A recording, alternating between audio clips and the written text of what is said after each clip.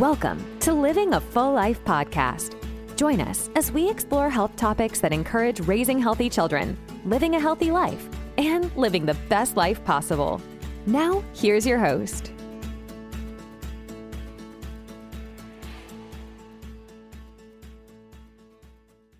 Hey everyone, welcome to another episode of Living a Full Life. This week it's Dr. Enrico and Dr. Christine. And we're here together sharing a mic. This is fun.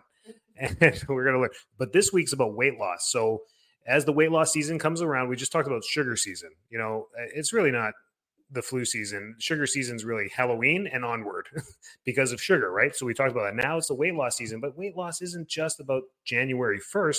It's really about all the time. We want to be maintaining a healthy BMI, Smart BMI, which Dr. Christine will talk about later, about so that we can stay healthy for longer periods of time. So when it comes to weight loss, there's many different things you can do. Christine and I and our whole team here have always supported the chiropractic philosophy of like whole foods and just eating a good diet. And that's called the ChiroThin program that we do here and the weight loss programs that we do here. And we encompass natural ways to lose weight through red light, exercise, fasting, and all the things that can help. And we get great results doing that. But there's a whole array of weight loss out there that have many, many choices that you can choose from.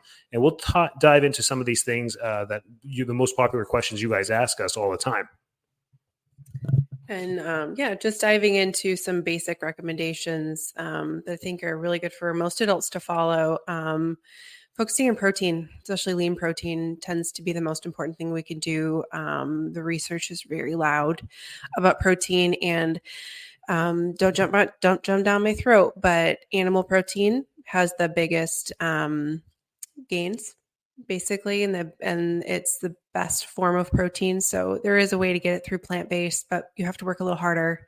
There are certain amino acids that tend to trigger muscle growth, muscle maintenance, and then even the quality of the muscle. So that's not something we talk about a whole lot.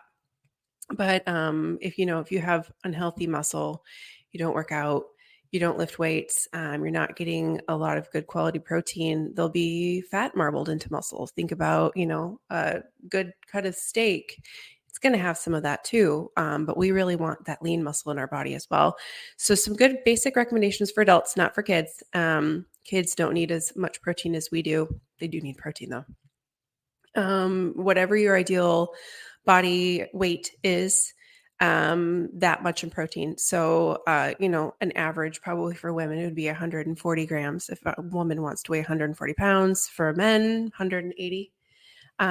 Those are good, just basics, making sure you're getting that. As far as protein dosage, the first meal is really important. So 40 to 50 grams in the morning, and then 40 to 50 grams in the evening as well. And these are a lot of recommendations I work with a lot of my patients on. The middle doses of protein, so lunch, doesn't seem to matter quite as much. It's just really filling in and getting as much. But if you can get a big protein dose in the morning, big protein dose at night, it's going to set you up really good for success. As far as the next macro goes, which is carbs, everyone's favorite topic, really balancing out the carbs with what your protein goal is. So for a woman who wants to weigh 140 pounds and is getting 140 grams of protein in, 140 carbs. Not right for everybody. Some people can't handle that much. That's something you work with, a medical doctor, functional medicine doctor on. And then the other thing that's important with carbs is not carb dumping. So you don't get to sit and have 140 grams of carbs all at one meal. That's something you want to spread out throughout the day, and really not going over 40 to 50 carbs per meal would be ideal. So you're not spiking your insulin, spiking your sugar, and taking yourself out of a place of muscle growth. Do you want to talk about carbs at all as importance for muscle growth? Yeah. Okay. And then I'll get back to that. Carbs. So when we're talking about weight loss, the defaults that everyone goes into is just a drastic caloric deficit to try and lose weight, which is a nice way of saying starving yourself to try and lose weight, which has long-term repercussions. We can't just fall on these types of diets for long periods of time. So when we teach people about the intermittent fasting and reduced calorie diets that we do, that's why we tell them 6 weeks to get results, to get some quick goals. We can go up to 12 weeks. We can go up to 18 weeks with this, but we're talking about weeks, not months and years. You can't eat a calorie deficient diet for long periods of time and put yourself into starvation mode for too long, because then cortisol takes over your entire system and throws off all your hormones. So carbs are really important when it comes to this. The most calorie efficient, the most calorie dense foods are fats. They have the most calories per gram. And that's why we need a little bit of that. The American diet goes wrong with refined sugar, which are bad carbs, and then high trans fats, which are bad fats. And those, when you add them together, like a cheeseburger from a fast food joint, tons of fat, tons of carbs, and not enough protein. These things add up, 1,200, 1,500 calories in one meal, plus the French fries. Now we're at 2,000 calories of carbohydrates and fat. And that's the problem that we train our metabolism over time. So good carbs are really from the produce and fruit that we eat. That's where we get all of our good carbohydrates from, our dense carbohydrates, our starchy carbohydrates, and the complex carbs that we're looking for our body that needs to use this. So that's why you'll see in many diets, but I highly recommend a whole bunch of them, the whole food diet, the paleo diet, even sometimes the keto diet. All we focus on, and they say eat as much of these free veggies as you can, because they're water-based, dense, fibrous vegetables that you can just eat because they're low caloric index, but they're really, really good carbohydrates, and they transport a lot of the vitamins and minerals that we need per day. So that's why we say getting the proper diet means eating a vast array of produce. That's what a good diet really is. Because when we talk about meats, Americans just typically like chicken and beef. Let's just be honest, and maybe some pork and fish. But that's really, when it comes down to protein, really we just eat a couple meats. So the vast array and a wide variety of diet comes in our produce. So complex way of talking about carbohydrates, but it is the only real answer when we talk about carbohydrates, is that's where it's coming from. The simple carbs, the grains that we talk about, the pastas, the flours, the breads, the rice, these are simple carbs. Simple meaning your body automatically starts to digest this as soon as you put it in your mouth. The enzymes in your mouth break this down because they're easily digestible. Easily digestible carbs are typically sugars. And unfortunately, we can't have too much of this in our diet. So, yeah. And back to the carb situation, with the produce, right? The fruits and the vegetables, that's really where we get most of our microbial diversity from in our gut. So there's definitely a big component when it comes to weight on the microbiome, what's growing in our gut, what we want there, what we don't want there. And certainly eating things like the refined grains and the sugars, it's going to fuel the bad guys, the opportunistic pathogens that, are normally there, but we don't want them overgrowing and taking over the keystone bacteria, which are the ones that really give us the most benefits in our health. I do a lot of gut testing. That's really where I start most of my patients out. And so I talk about protein as being super important, incredibly important for men. Men know that, I think, though. But it's even more important, I think, for women, especially as we get older. Women over 40, protein is incredibly important. But the microbial diversity in the keystone species are pretty critical, too. And if you can't, one, absorb the nutrients that you're getting, some of the bacteria in our gut that need to be there, the keystone bacteria, are producing enzymes. They're producing a lot of different things that our body needs as well. And then they're decreasing inflammation. So yeah. And one of the best ways to make sure, so aminos are helpful, but to make sure that we have a good amount of microbial diversity is the fruits and the vegetables. And there's certainly some that are, better bang for the buck. With grains too, talking about gut health, since we're taking a little sidebar here, resistant starch can be really important as well, but not everyone can tolerate it. So people with small intestinal bacterial overgrowth, IBS, certain IBD, they'll struggle with that, but those are really, really helpful to our bacteria as well. And then circling back to our last macro, which is fat. Dr. D was talking about it, or Enrico was talking about it. Fats are really, really important. So low-fat diet was big in the 90s, and we thought that it was going to cure everybody from all the things, and it just made everything so much worse. So, it's also, fat is important. There's a lot of research when you read the research on a high-fat diet being bad.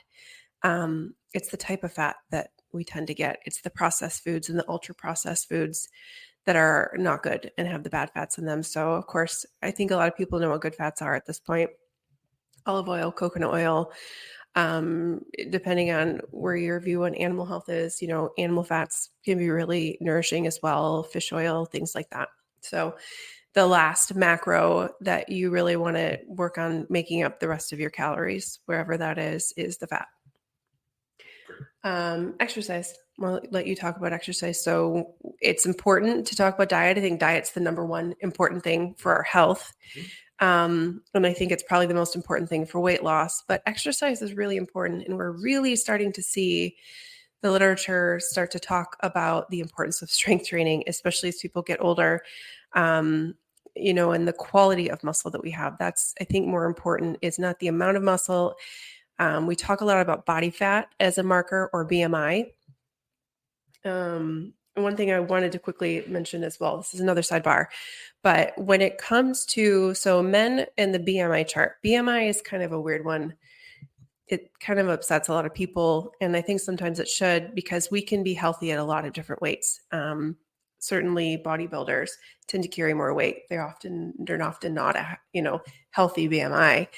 But especially when we talk about for women, as we age, the literature does show too, we can have a bit more body fat and it isn't as harmful for us. So a lot of people equate body fat with inflammation. And I really don't think it's the body fat. I really think it's the quality of muscle we have that's super helpful. And then just being naturally anti-inflammatory. So one of the things I like for women, especially as we get older, instead of looking at a regular BMI chart, which our doctors still do, and send you with a paper that says you're overweight and it's defeating because you've been trying your entire life to be a healthy weight. There is Smart BMI Calculator. I think it's smartbmicalculator.com, but Google it, search it. And you put in your age and you put in a lot of different things. And then it gives you a different sort of chart with an expanded appropriate BMI. Men don't get much of a break on it, but women do. And I do think that's important. And I think it's, instead of being small as women, we focus on being strong and being healthy. As we age, it's really important to have strength more than anything else. Those are the biggest factors, I think. And we're starting to see that muscle is the most important organ of longevity. So I think Enrico is probably best to talk about the muscle situation and really how to build strength there.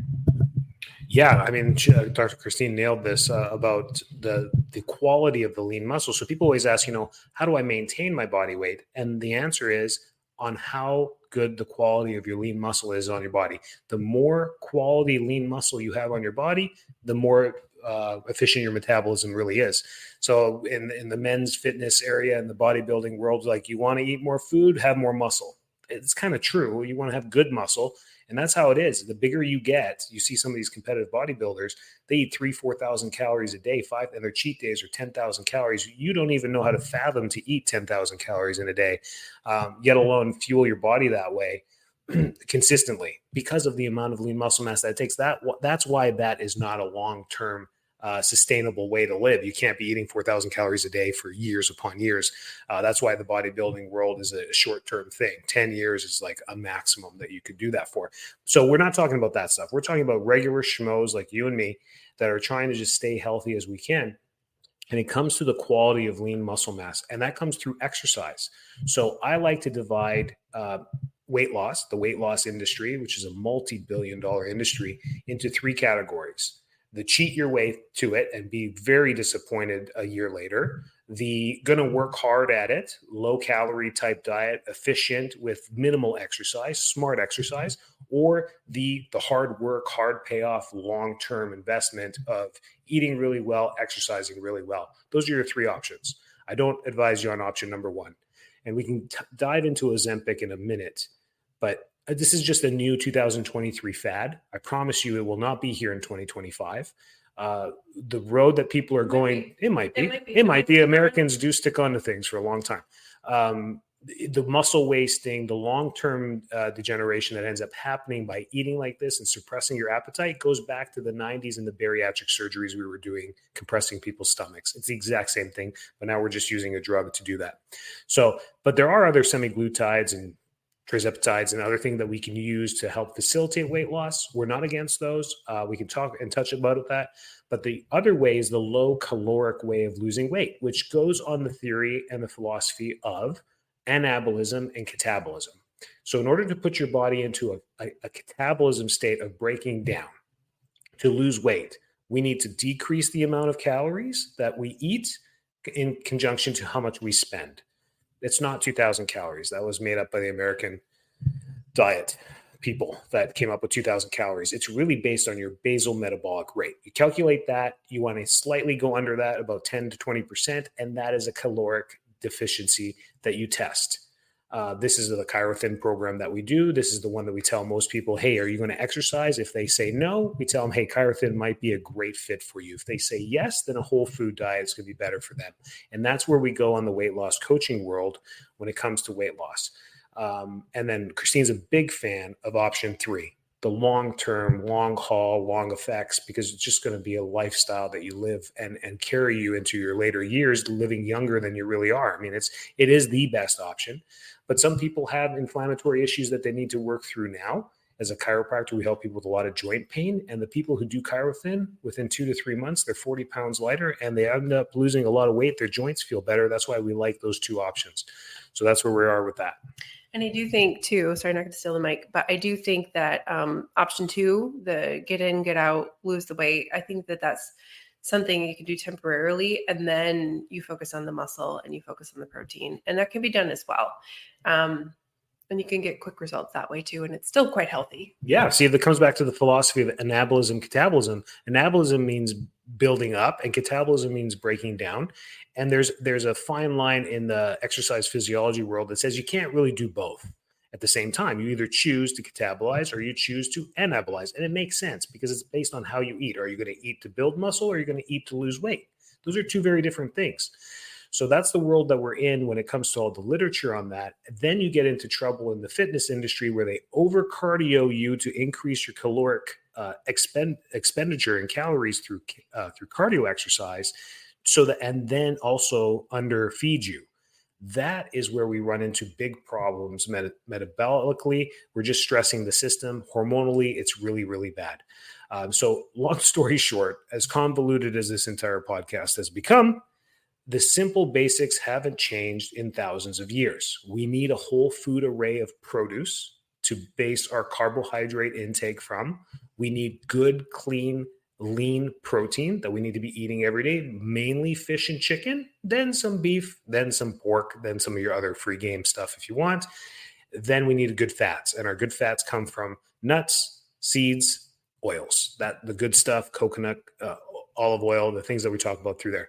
That is, and if you want to read a book or anything like that, the Mediterranean diet is probably your best landscape diet to follow when it comes to that. And when I have talked to patients with the Mediterranean diet, though, they don't suggest a ton of protein. It's not, in my opinion, it's not enough protein. So if you follow the general recommendations for Mediterranean diet, the fat's good, the carbs are good, but the protein macro would probably be under. And I'm actually a big fan of grass-fed beef. I think it's wonderful. It's got a lot of acetyl-L-carnitine in it, which really fuels getting the fat into your cells instead of, as you transition off of, as many of us are in glucose metabolism, transitioning to using fat as fuel as well.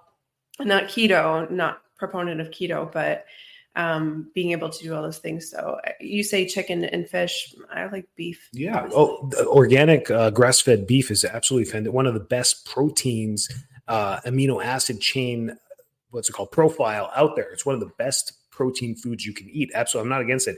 The Mediterranean diet is the foundational diet you should follow. Then you make a choice. You say, am I going to exercise? Yes. If the answer is yes, it's like a branch, a fork in a road. You have to make the left or the right turn. So you say yes. So you make the right turn, and that means more protein. That's it. You take the fundamental basics of a good diet, whole food, Mediterranean, whichever one you choose, and then you increase your protein. That's the only thing that really needs to be increased when you exercise. That's how you maintain good metabolism long term. And maybe for muscle growth, maybe some carbs as well. Right. Right. It depends how little you're eating. So that's the fundamental there. We find that the carbs are really important to keep you going. Then, when you go down exercise route, are you just lifting? It's protein. Are you lifting and doing cardio? Then it's protein and more carbs. You have to eat more to exercise more. And that's where the whole mistake comes from when it comes to weight loss. So going into weight loss season here, just have a clear pathway, get a coach. This is one of those things that the success rate, 92% of people that start a weight loss program quit the weight loss program and fail within 90 days. 92%. That means 8% of people carry forward. Out of those 8%, some of them even don't carry past 1 year. So it's a small percentage of people each year that repeat the same things over and over again with the same results. All we're telling you is get a good coach. There's lots of great stuff. Fit the one that fits you best. Whether you're getting into exercise, maybe it's in the personal training realm. If it's getting into competition, maybe it's in the competition realm. If it's no exercise and just weight loss, maybe it's in the healthcare realm.